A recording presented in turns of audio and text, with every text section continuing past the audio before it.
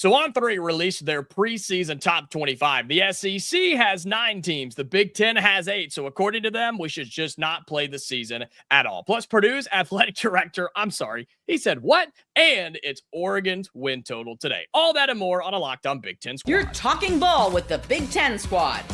From USC to Ohio State, from Michigan to Oregon, from Nebraska to Washington, it's the local experts of the Locked On Podcast Network bringing you scoops, breakdowns, and the most comprehensive preview of the upcoming Big Ten weekend.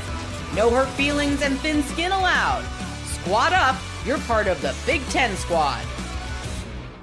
Welcome in. It is the Locked On Big Ten Squad. I'm Jacob Goins, host of Locked On Hoosiers, hosting today because, well, Spencer said he didn't want to, internet problems, but it's also Oregon win total day, and we couldn't let him host the show when we're talking about his team. We also have Craig Sheeman of Locked On Big Ten here, Roman Tomashoff of Locked On Huskies, and as I mentioned, Spencer McClelland of Locked On Ducks today. That's the only show he does today. We have a lot to get to, gentlemen, right, because, again, Oregon's win total, 10.5, according to our friends at FanDuel. We'll get there. We're down to 2 teams. Can you believe it? We almost timed this out perfectly with the start of college football. Plus, we have to react on the pod about what Purdue's athletic director said. I know it's been several days since it happened, but Craig and I are going to just tee off on this dude and let him have it for about 10 minutes.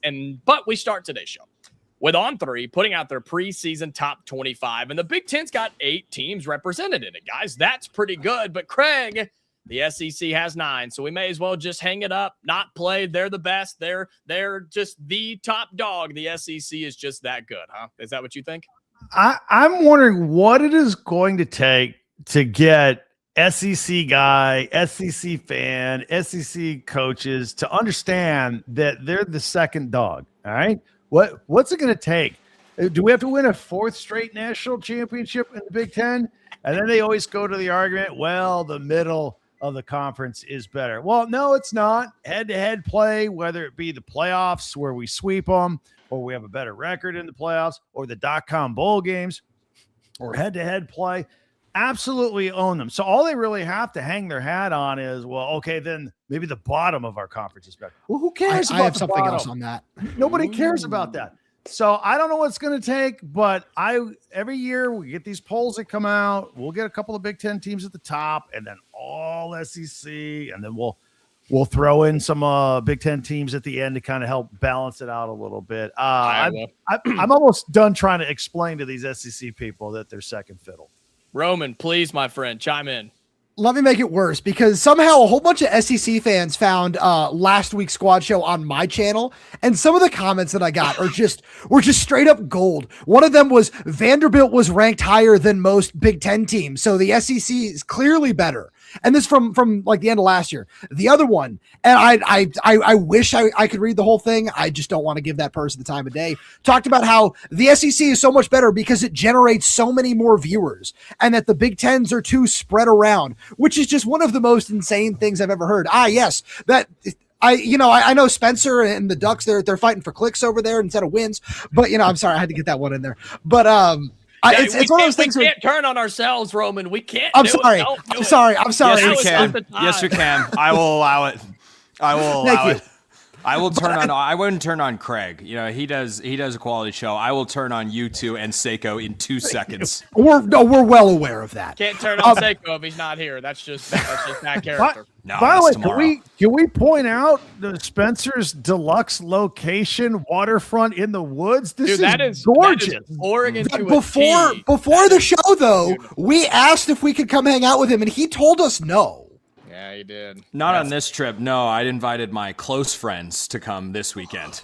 We didn't say this trip. We said in the future a lockdown retreat. And you were like, no, not you guys. We'll discuss it at a later date. But yeah, this is not CGI behind me. Just to be clear, those are actual Oregon trees, and there's an actual Oregon lake. This isn't CGI either. There. This is completely handmade by me, no artificial making whatsoever. So yeah, you didn't use AI. Nope, I did not use the chat TPG at all whatsoever. Spencer, do you buy into preseason polls as much as I do, which is absolutely not doing it? They're fun to talk about, but do you put any stock into these? Well, As the season goes on, no, I'm going to be willing, and I just put out my own top 25. You can check that out at lockdown_CFB. And Wow, shameless plug.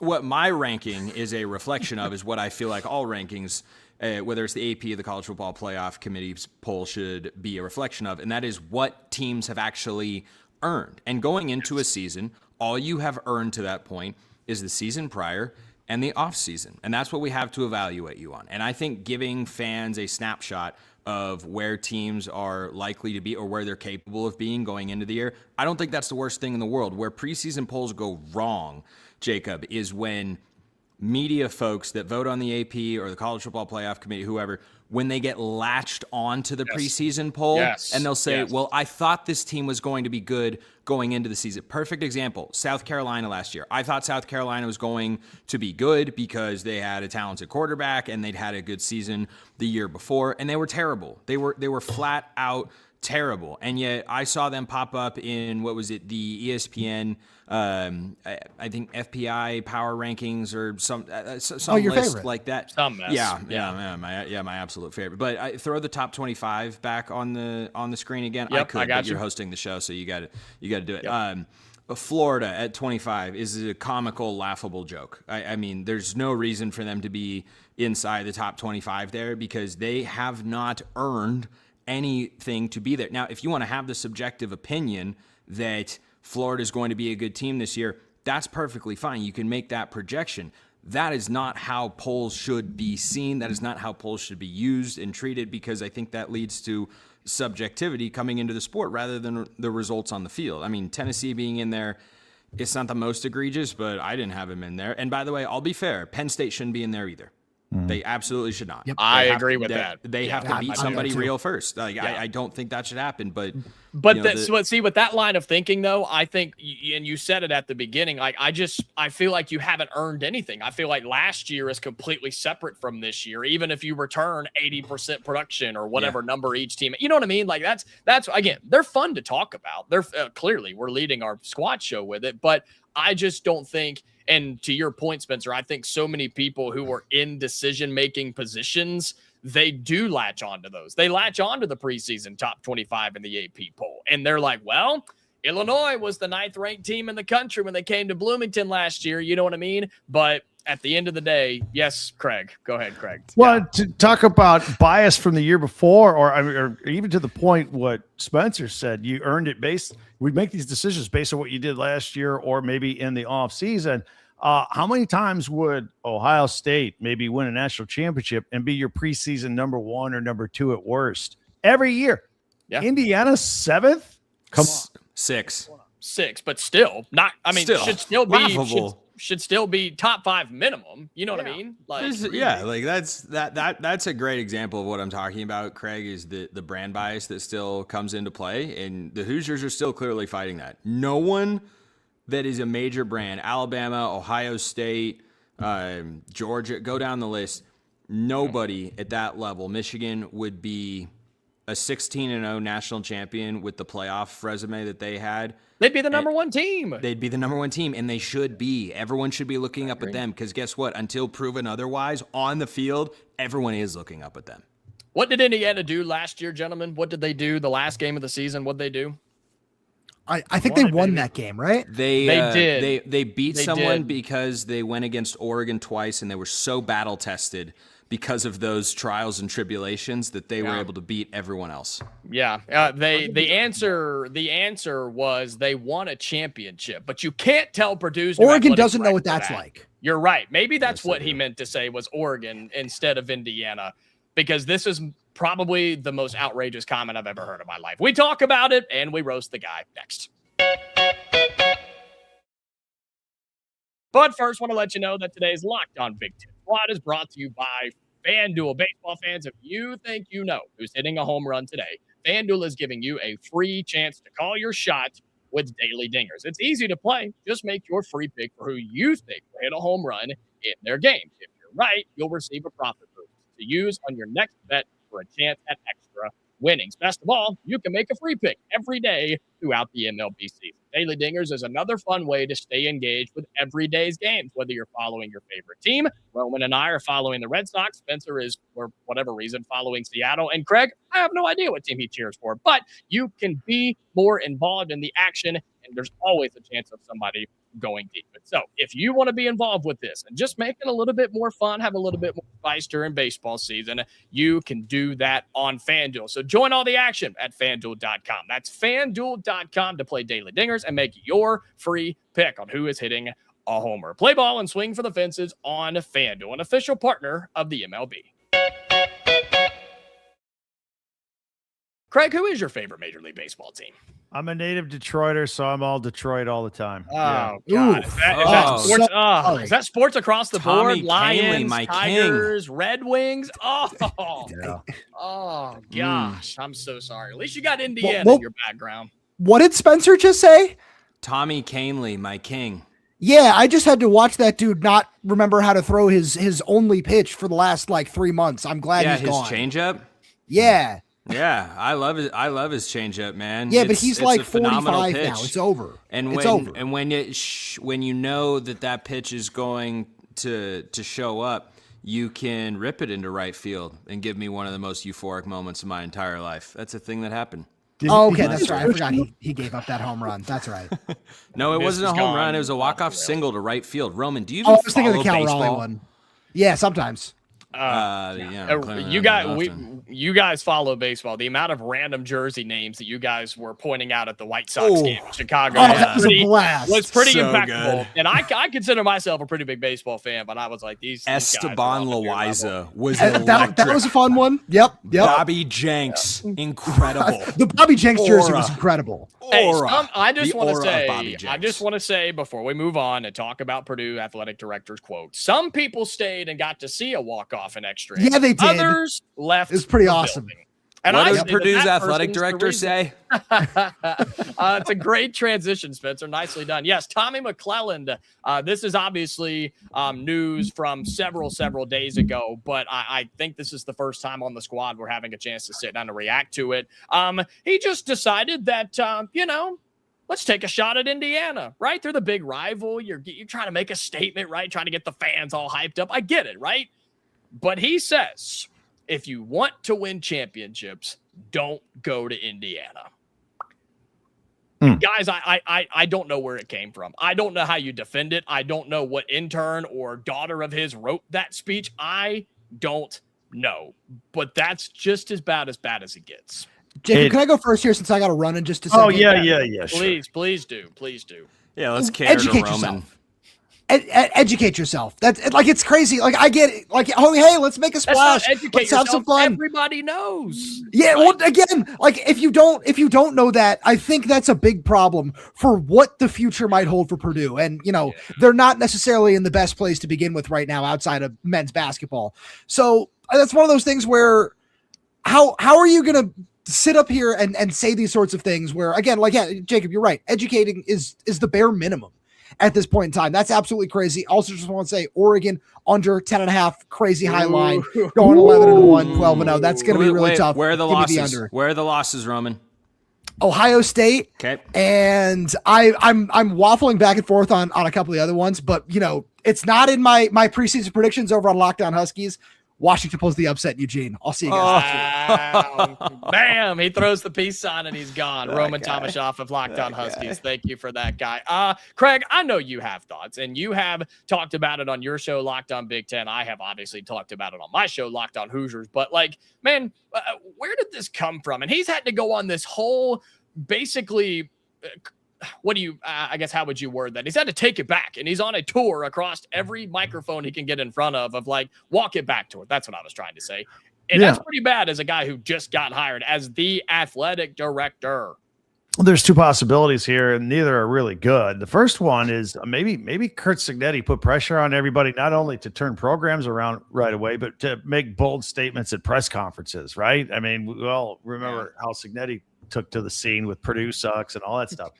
Purdue sucks. What so does Michigan and Ohio State. Yeah, nice job. But my fear was when I heard it in real time, was that, oh no, Purdue has just hired some egghead academic type that maybe really didn't know that Indiana was the reigning champion in football. And what a colossal mistake that would be. I mean, he came from Rice. Rice is a great academic school in Houston. They're horrible at athletics. Before that, he was at Vanderbilt, I think. Again, great at academics. So my fear was, oh my God, they hired somebody that knows nothing about sports. And I thought, okay, well, that'd be cool actually for an Indiana fan. But then he, like you said, he tried to walk it back. People got a hold of him. He says he ad-libbed it. Now the whole speech he gave was prepared. I mean, he was reading from the script. I don't know if he ad-libbed that or not. Yeah, I made an offhand, unscripted comment about an in-state rival that didn't land well. I knew it the second it left my mouth. Yeah, exactly. I mean, let's hope that's the case, because that's the best explanation for him. Okay, but here's the other part of that. I agree with you that that's the best explanation. It's still a horrible explanation.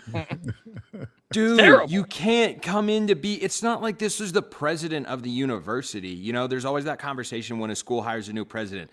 Does this president care about sports? Is this president more concerned about academics, or are they forward thinking and all this sort of stuff? No, this is your athletics director who just slip of the mind, Freudian slip, forgot that Indiana just won the national championship. I mean, it's so bad, dude. It's so bad. And then, of course, Signetti gets asked about it, and he says no comment. And you can see Signetti looking like a serial killer in his eyes, going, "I'm going to beat them by 50 points." And they will. And that game's in Bloomington this year. Just for anybody that doesn't, it's going to get out of. It's going to get out of hand. The aggregate score the last 2 years between Indiana. Say that again, Craig, for the people in the back. 122-3. We actually let them score this year. Yeah, that's the combined score in the last 2 years. 122-3 in the last 2 years. Yeah. And then this guy says that. So after this year, that's going to be what, 200-0? And you know what? It would honestly it's going to be so bad, Purdue's going to score negative points for the first time ever. Purdue might not even show up. They might not even travel to Bloomington. They might just wave the white flag and forfeit. I mean, if they had recently won a basketball title, because obviously we know in this state, like, basketball is still king. And if they had won a recent basketball title, sure, I get it. But you know, the last title they won, I sent it in our group chat. I forget. It was like 03 or 05, and it was women's tennis or something, which, no disrespect, but it wasn't football and it wasn't men's basketball. So I don't know. Now, I do want to say the one person in the entire world that actually supports the Purdue athletic director is our buddy Ryan Herrings of Locked On Badgers, who cared so much about this topic he didn't show up. But I did say that I would shout him out and give his vote of support. He said, please pass on my support of Purdue's athletic director. He says that it was cool to come in hot with some swagger. Quote, "They may think we are dumb, but at least they're talking about us." That's what Ryan says about Purdue. Man. What happened to our lockdown Purdue guy? I haven't seen him in forever. Is he still around? I wouldn't. Yeah, Nick, I wouldn't show my face right now either, man. I'd take a long vacation after that. Let's just I'd say that. Man, I had some stuff come up, personal matters. Don't ask me about it. Do not disturb. So, that's probably what Tommy McClelland did too with his phone for a while. But now that that's over, now we get to continue our win total fun. We're down to 2 teams, and we're not doing Indiana today because I'm hosting. That wouldn't be fun. How about Oregon? And the fact that there's only 3 of us means we get to go in depth on why Oregon goes over or under 10.5 wins, according to our friends at FanDuel. We do that coming up next. But first, want to let you know that today's Locked On Big Ten Squad is brought to you by the Game. Since 1986, the Game has been creating classic college hats that fans are proud to wear. Whether you're an alumnus, current student, season ticket holder, or simply someone who never misses a game, a great college hat is more than just apparel. It's a way to represent your school wherever you go.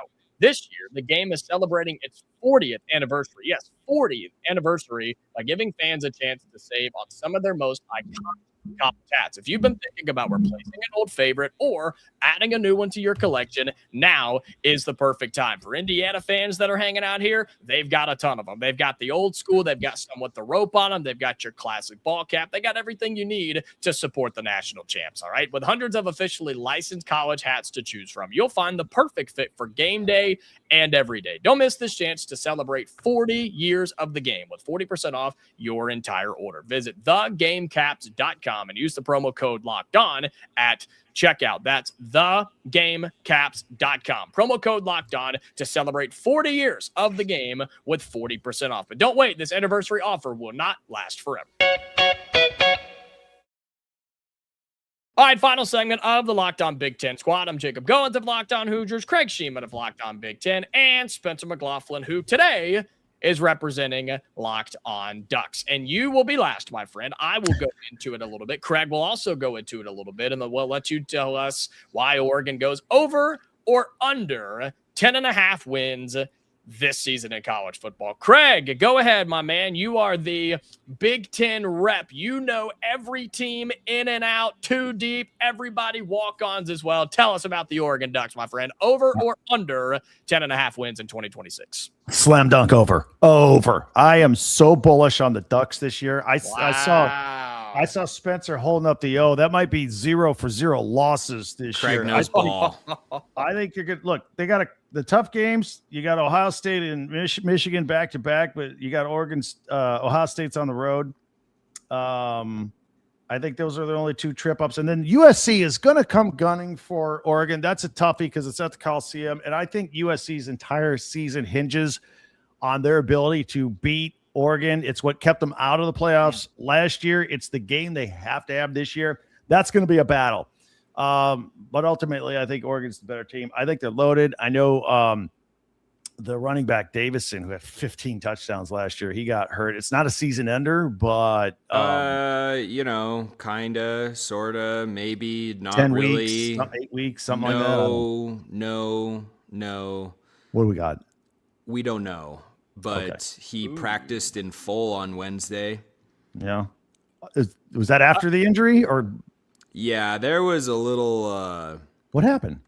There was a kerfuffle of sorts digitally, not like a physical altercation or anything, but there was a little walking back of reports that were not. I know the report that you're hinting at here, Craig. Yeah. But this actually happened today as we're recording this show. I have been neck deep in Breaking all of this news for the past like 4 hours or so.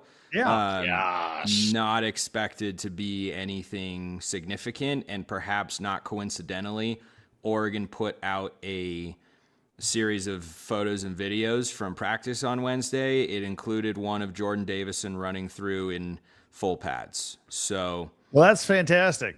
Great news. A guy not being hurt. That's great news. And not that they couldn't handle it. I mean, they're pretty deep at running back. But I'll just use that to kind of wrap up. I think they're in great shape this year, and that's good news. I did not know that. Yeah. No, it started out as looking like really bad news, and then it evolved a little bit as the day went on. That was kind of a thing. So Goins, Craig is a ball knower. Are you also a ball knower?